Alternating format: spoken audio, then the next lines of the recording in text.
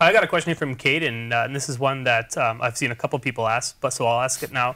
What do you plan on doing, like in the future, for instance, beyond drum covers type of thing? Like, do you want to get into like a band or something like that, or? I actually used to hate that question because I had no idea. But strangely enough, within the past, I'd say 2 or 3 weeks, things have really changed in my head. I think drum covers, they will always be there. It's my expression, it's kind of my art, and I love making drum covers. I love the community, I love the feedback, the whole vibe. I really want to keep doing that as long as possible.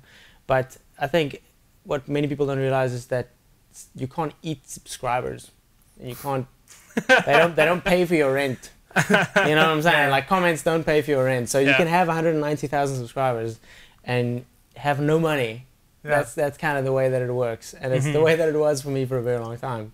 But it's really important for me to try and turn this into a career without alienating anybody, but just like giving it my best shot. And I've really started to think about going into original material. I think that actually, I don't want to give away too much, but I think that's definitely the next step. Like I said, I'll always keep doing covers, even more so if I have a permanent setup, because I don't have a permanent setup. I've never had a permanent setup.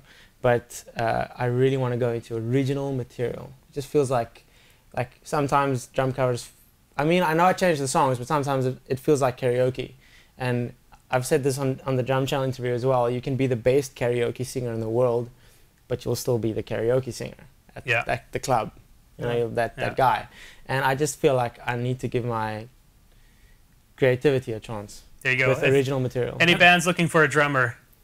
There you go. I've got a few ideas. I've got a few things coming up. I'll be making a few announcements within the next few weeks or months. Cool. Excited for that. I don't even know about those, man. Yeah, I keep them wrapped up, dude. Yeah, you totally do. That's cool. Keep me. I like it because I just want to see it when it comes out and be like, nice. Okay. Yeah. Don't tell me. Okay. Nice. Josiah Schwartz says, how does Cobus do those huge fast fills like in his YouTube covers? They sound like straight double kick, but I know there's more to it.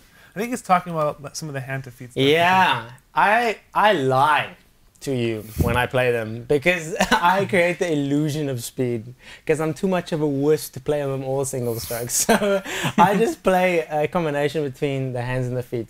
It's kind of I don't know if I stole this from Mike Portnoy because he doesn't really use this exact same pattern, but I heard this feel and this kind of pattern in his fills, and I just messed around the kit and this kind of popped out. But it's 2 strokes on the bottom on the bass drum, so I play 2 strokes with my bass drum pedal, usually with 1 foot, and then I play 3 on top. So bass drum, right, left, right. I think that's the fill that you're talking about. Yeah, let me show you what it is. I'll play it up to speed, and then I'll slow it down so that you can see exactly what happens.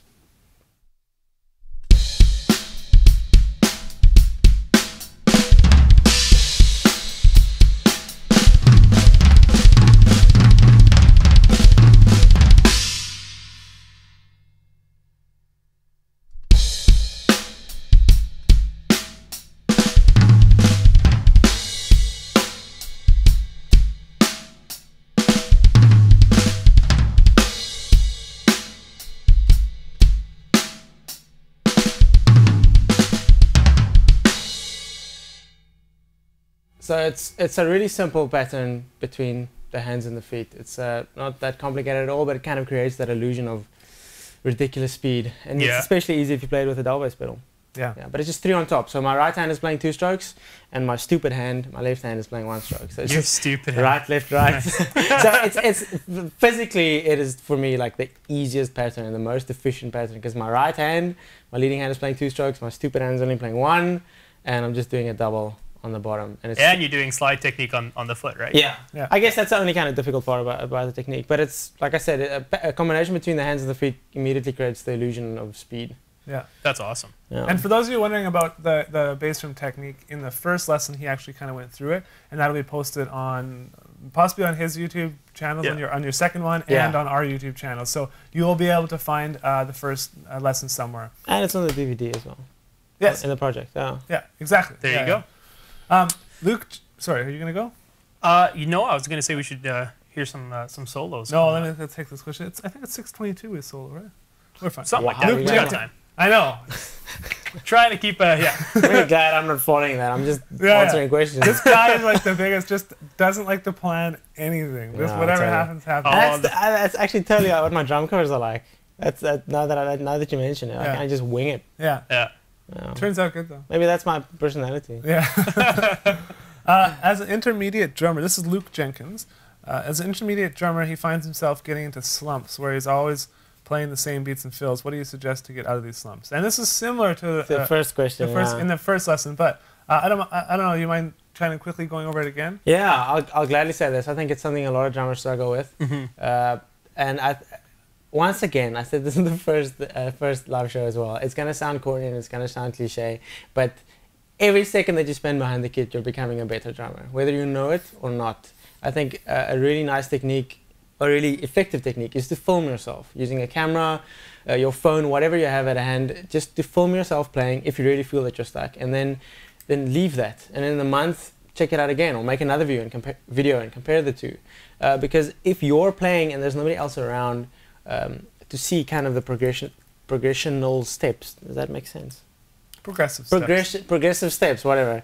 Then it feels like you're not moving forward at all, but in fact you are. So it just feels like when I'm sitting behind the kit, every second behind the kit, I'm becoming a better drummer. One more time that I hit the snare is one more time that I hit the snare. It just feels like you know it's better. I don't know. Like I said, hippie cliche, but it's just how my head works. Even though it feels like you're not going forward, you are going forward. Just stick at it. Cool. Yeah. Sweet. Okay, now I'm gonna see if you want to play a drum solo for everyone. He hates playing drum solos. I don't like solos. But it sounds so good. Man, your last one this morning was awesome. Okay, yes. Thank you. One was awesome. Groove oriented, and it was wicked. Okay. Loving it. Chops. Love those gospel chops. Let's see what. Oh, dude, don't ask the white guy to play gospel chops.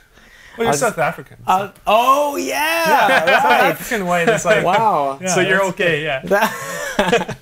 Okay, sweet. I'll just see what happens. I'm not gonna call it a drum solo. It's like a jam session. Jam session. Jam for us a little bit. Let's just see what happens. Yeah. Cool.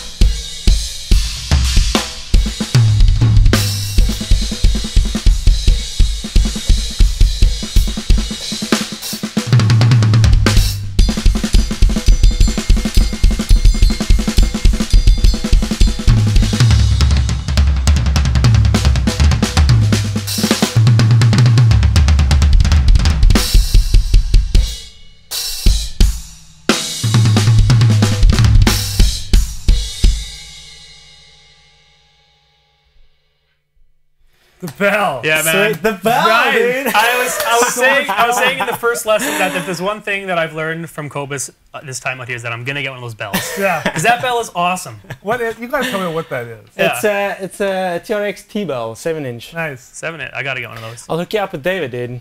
Yeah. Yeah. Yeah, I love it, but it's like a new toy. It's like if you get a new splash, then you hit the poo out of it every chance you get. So Yeah. it's kind of my new toy. That's why it's everywhere. Hey, the more the better. I love it. Yeah. I think it's great. Really, really good. But that was fantastic. I think that was better than your first one. Oh, thank you. Both of them were great, but that one was awesome. I appreciate it. Okay, you guys, I just want to say a couple things. If you're just getting here, we're taking questions. So there's right below the chat box, below the Facebook chat box. Do you need something to wipe yourself? Oh, No, you I'm got good. water. I'm But right below the Facebook chat box, there's instructions on exactly how to ask a question. And we're going to do our best to get as many questions as possible. We're also going to be giving away the 4 signed drum heads here you see in that you'll see in the overhead cam. The 2 snare drums, the 2 toms, and he'll sign them right now with your name. Yeah, Cool? totally. Or not now, but at the end of the video. Yeah. So make sure you guys stick around.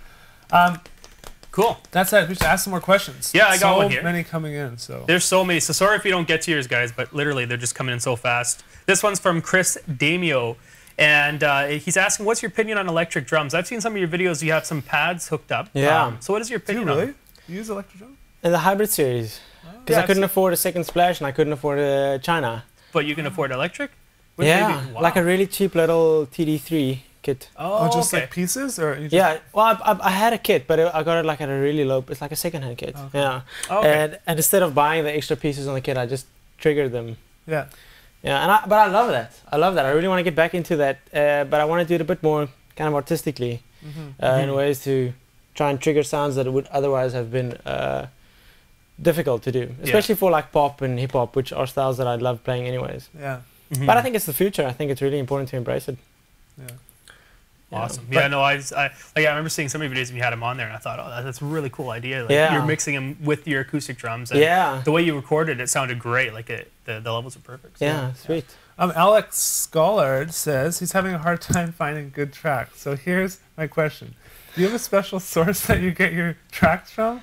Like, how do you remove the drums? This is like, that'll be the title of my biography one day. Like, how do you remove the drums from songs? Because I get asked this question so many times. I ask him this because I know he gets asked it so much. I do.